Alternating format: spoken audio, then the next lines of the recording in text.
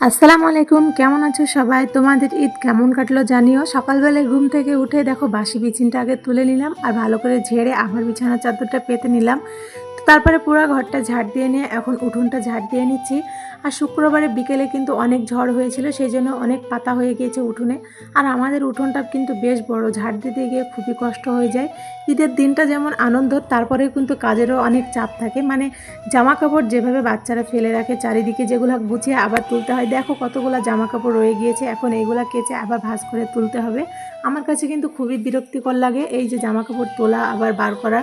তো যাই হোক, তোমরা কারা কারা মায়ের বাড়ি গিয়েছিলে কমেন্ট করে জানাবা। আমার কিন্তু মনটা খুবই খারাপ ছিল, বিশ্বাস করো, কারণ মায়ের বাড়ি যাওয়ার খুবই ইচ্ছে ছিল। আর প্রতিটা মেয়েরই ইচ্ছে থাকে যে ঈদের পরের দিন বা ঈদের দিন মায়ের বাড়ি যাওয়ার, কিন্তু আমার ঈদের পরের দিনও যাওয়া হয়নি।